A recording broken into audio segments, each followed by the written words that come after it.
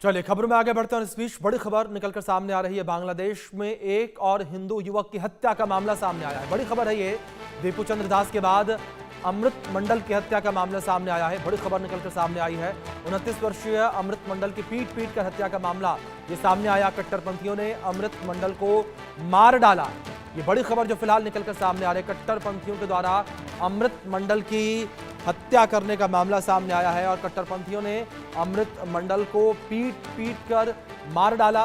ये बड़ी खबर जो फिलहाल निकलकर सामने आ रही है। तो बांग्लादेश में एक और हिंदू युवक की हत्या का मामला सामने आया है। तो बांग्लादेश में एक और हिंदू युवक की हत्या जो है वो पीट कर दी गई। बड़ी खबर जो फिलहाल निकलकर सामने आ रही है। कट्टरपंथियों ने अमृत मंडल को मार डाला। ये बड़ी खबर जो फिलहाल निकलकर सामने आ रही है। कट्टरपंथियों के द्वारा अमृत मंडल की हत्या करने का मामला जो है वो सामने आया है। ये बड़ी खबर जो फिलहाल निकलकर सामने आ रही है। एक और हिंदू की हत्या का मामला सामने आया है। दीपू चंद्र दास के बाद अमृत मंडल की हत्या की गई है। 29 वर्षीय अमृत मंडल की हत्या का ये मामला सामने आया है। कट्टरपंथियों ने अमृत मंडल को मार डाला। ये बड़ी खबर जो निकलकर सामने आ रही है। तो एक और हिंदू की हत्या। लगातार बांग्लादेश में अल्पसंख्यकों के ऊपर अत्याचार जारी है। लगातार अल्पसंख्यकों के ऊपर हमले जो है वो जारी है। ये बड़ी खबर निकलकर सामने आई है। बांग्लादेश में एक और हिंदू युवक की हत्या कर दी गई। बड़ी खबर निकलकर सामने आ रही है। दीपू चंद्र दास के बाद अमृत मंडल की हत्या की गई है। ये बड़ी खबर है जो फिलहाल निकलकर सामने आ रही है। अमृत मंडल की हत्या का मामला सामने आया है। बड़ी खबर। बांग्लादेश में एक और हिंदू युवक की हत्या की गई है। दीपू चंद्र दास के बाद अमृत मंडल की हत्या की गई। 29 वर्षीय अमृत मंडल की पीट कर हत्या कर दी गई। ये बड़ी खबर जो फिलहाल निकलकर सामने आ रही है। एक और हत्या का मामला सामने आया है। बांग्लादेश में एक और हिंदू युवक की हत्या की गई है। बड़ी खबर है जो फिलहाल निकलकर सामने आ रही है।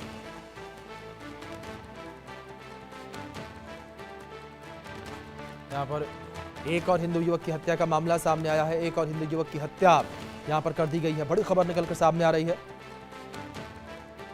एक और युवक की हत्या का मामला निकलकर सामने आया। एक और हिंदू युवक को मौत के घाट उतार दिया गया। पीट कर हिंदू युवक की हत्या का मामला है ये। बड़ी खबर जो फिलहाल निकलकर सामने आ रही है।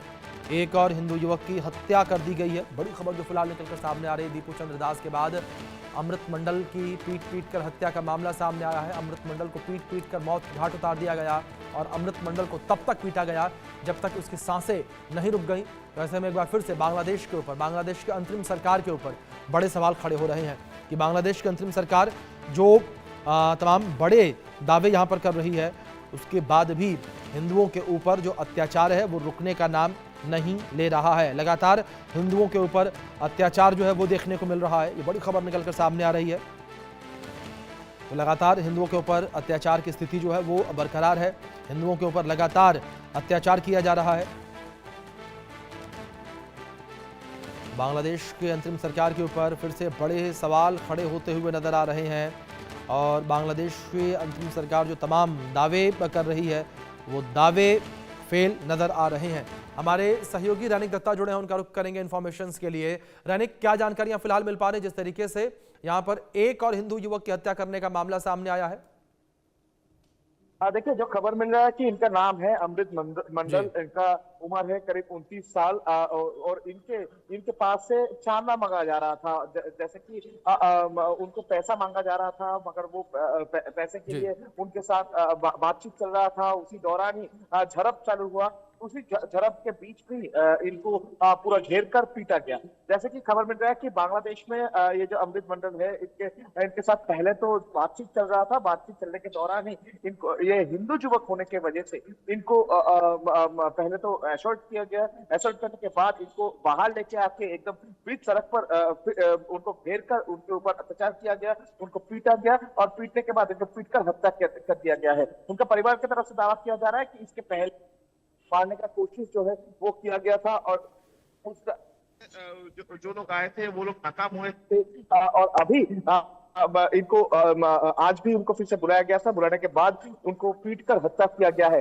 पूरा ये घटना में अभी तक पुलिस की तरफ से जांच जारी है। कौन कौन ये पूरा घटना के साथ शामिल था, ये जानने का कोशिश पुलिस की तरफ से फिलहाल किया जा रहा है। मगर दूसरी तरफ अगर देखा जाए तो अब अभी तक ये पूरा घटना में किसी व्यक्ति को गिरफ्तारी का बात सामने नहीं आया है। जैसे कि बांग्लादेश का जो संबाद माध्यम है उनके तरफ से भी इंफॉर्मेशन दिया जा रहा है कि ये पूरा घटना में अभी तक कोई गिरफ्तारी नहीं है। कुछ दिन पहले भी देखा गया था कि दीपू चंद्र दास का हत्या किया गया था। दीपू चंद्र दास को पीट कर बीच सड़क पर जिंदा जला दिया गया था और उसके बाद फिर से एक बार हिंदू युवक को पीट कर हत्या करने का घटना जो है वो बांग्लादेश से सामने आ रहा है। तो एक बार फिर से मोहम्मद यूनिस का जो इंटरिम गवर्नमेंट उसको लेकर सवाल पैदा हो रहा है। उनका लॉ एंड ऑर्डर सिचुएशन को लेकर सवाल पैदा हो रहा है, क्योंकि इंटरिम गवर्नमेंट की तरफ से पहले ही कहा गया था कि जो एरिया में माइनॉरिटीज रहते हैं उस एरिया में ज्यादा करके सुरक्षा बिल्कुल जाहिर तौर पर यानी जिस तरीके से आपने जिक्र किया कि बांग्लादेश के अंतरिम सरकार के ऊपर भी बड़े सवाल खड़े होते नजर आ रहे हैं इस घटना के बाद। बहुत शुक्रिया जुड़ने के लिए और जानकारियों के लिए।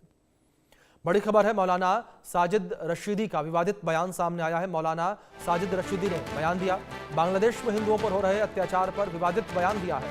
10 से 12 हिंदुओं के मारे जाने को नरसंहार नहीं कहेंगे। भारत में टारगेट किलिंग क्यों नहीं दिखती, भारत में मुस्लिमों को निशाना बनाया जाता है, रशीदी ने कहा।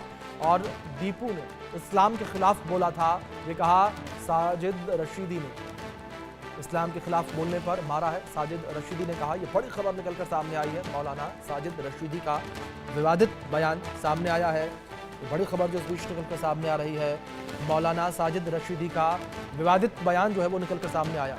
बांग्लादेश में हिंदुओं पर हो रहे अत्याचार पर विवादित बयान दिया है। 10 से 12 हिंदुओं के मारे जाने को नरसंहार नहीं कहेंगे।